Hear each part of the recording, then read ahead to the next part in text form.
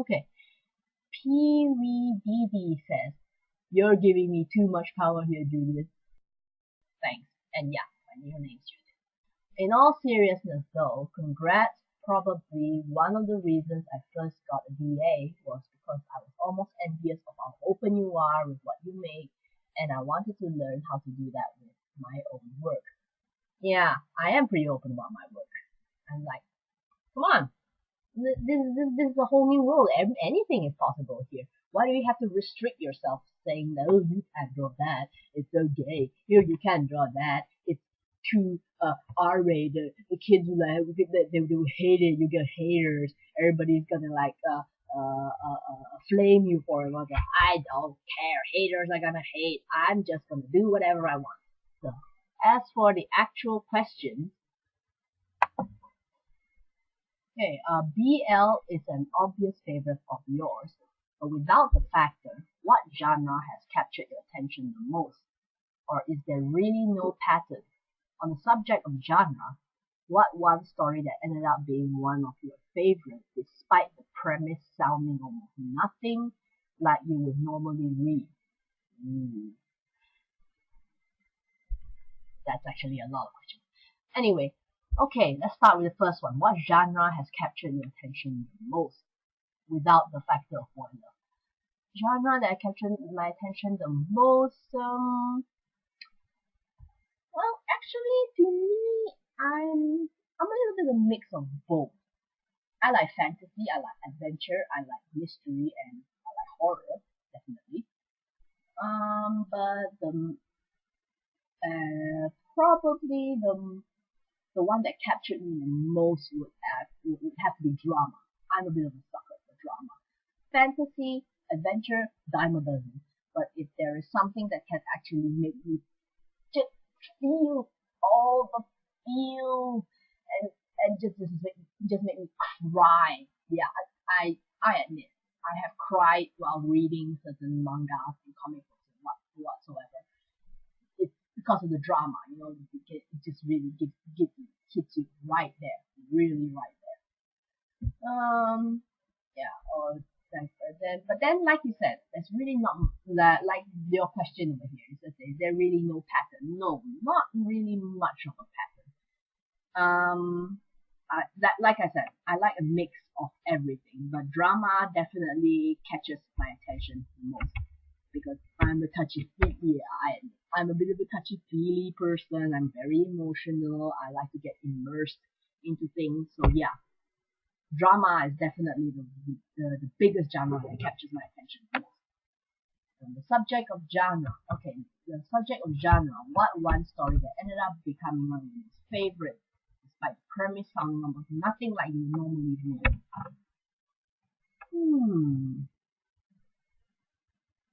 Not really. I mean,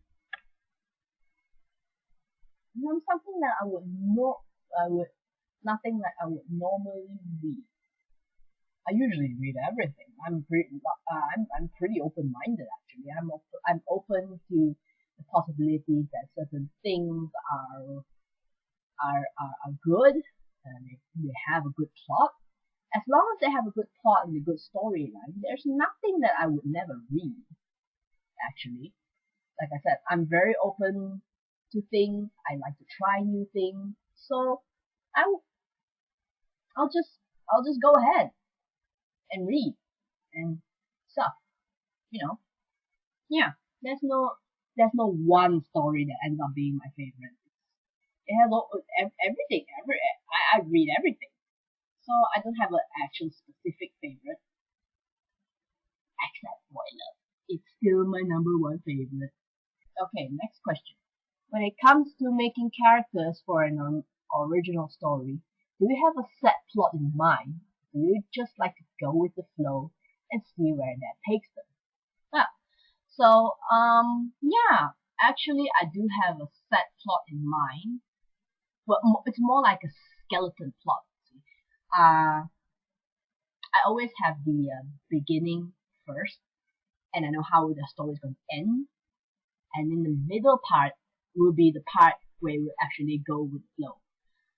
I will always start with okay. In the beginning, plot A is set. So character A is going to meet character B, and blah blah blah blah blah. And then towards the end, the ending would be a decision. Would be like, say, if it's a romance story, the ending would be like, oh, okay, he would either end up with her or him, or they would not. And from the middle part, that's where I go with the flow. I would I'll just draw, and then after that, if the story if the flow starts to lean more to the good ending, then I'll just carry on with the good ending. If the story starts leaning more towards the bad ending and it just feels right, then I'll go with the bad ending. Yeah, that's how I do it. Anyway, yeah. So beginning and an end set, middle, go with the flow and see how it goes. Right.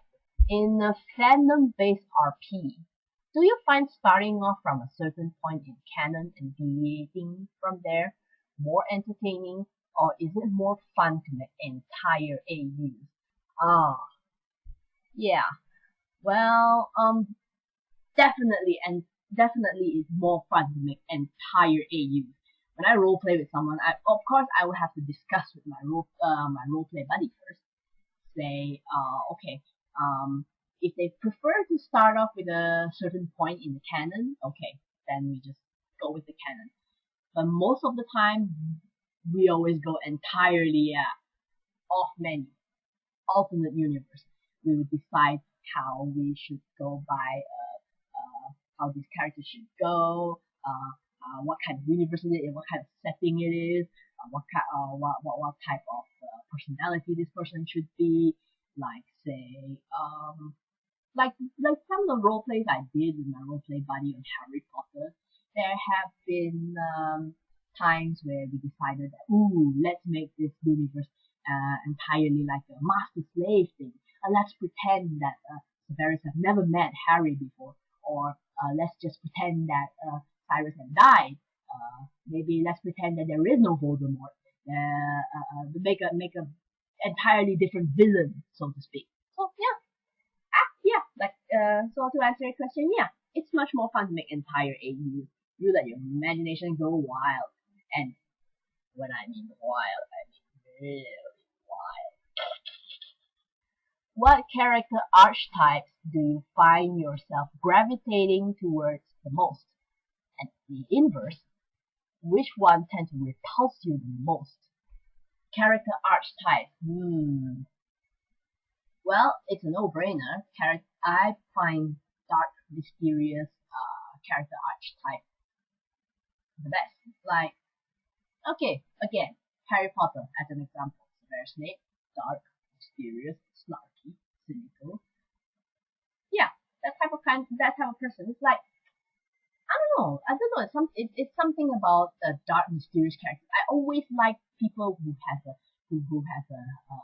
dark background in the storyline. Like, say, maybe he had a terrible deed that he did when he was a child, or he had a dark past, or it's like something going on, like a person who has many layers underneath. And yeah, he's a dark, mysterious type of character. It's like it gets my imagination going. It makes me feel more curious about him. I want to find out why does he do things the way he does. What motivates him? What makes him what he is? I'm a natural born inquisitive and curious person, so I tend to like to know why this, why that. Yeah, it kind of irks me when everything's out there. It's just like, oh, that's it. Oh, it's just boring. And which ones would tend to repulse me the most?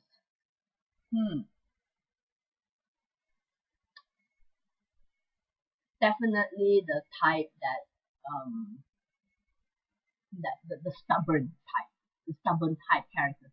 The types where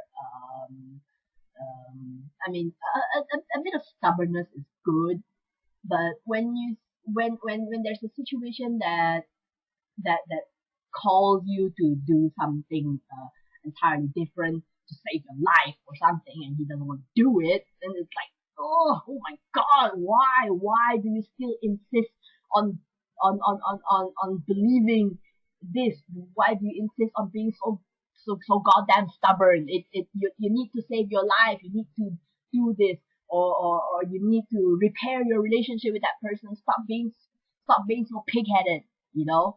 And people who refuse to believe the truth, even though it's staring you right in the face. It's like there, it's right there. The answer is there, the proof is there, and then they when they see it, their brain just shut off and go full denial, like, oh no, I refuse to believe it. You're all against me. I'm not gonna listen to any single word you say. I know what I want. I know it's true. My truth is the truth. I'm not gonna believe you. That proof you give me is fabricated or whatnot. And after that, the shit just hits their face because it turns out to be true. They're like, yeah, that type of people. Those people really irk me. Those people that there. The truth is staring you right down the face and you refuse to believe it. That is just freaking annoying. Really hate those type of people. Well, guess hopefully that answers your question. Gem Girl, congrats on your upcoming milestone. Thank you. I only have one question for you. It has to do with your webcomic Yaoi High. I liked it when I first found it and the name just stuck in my head. I was surprised by most of your pairings since you went almost everywhere to bring couples to the same AU. But the one that almost caused me to stop reading was Hiccup and Toothless. I am very well aware that they aren't real. None of this is. It's all fiction and therefore it can and be anything. But to actually visually depict such a pairing, did you think that it was anywhere from not right to very risky, and why? Yeah. Well, Hiccup and Toothless. Tooth Cup.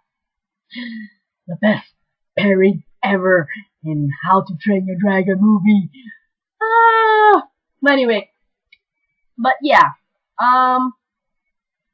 That's yeah, but when it comes to I know what you're trying to say.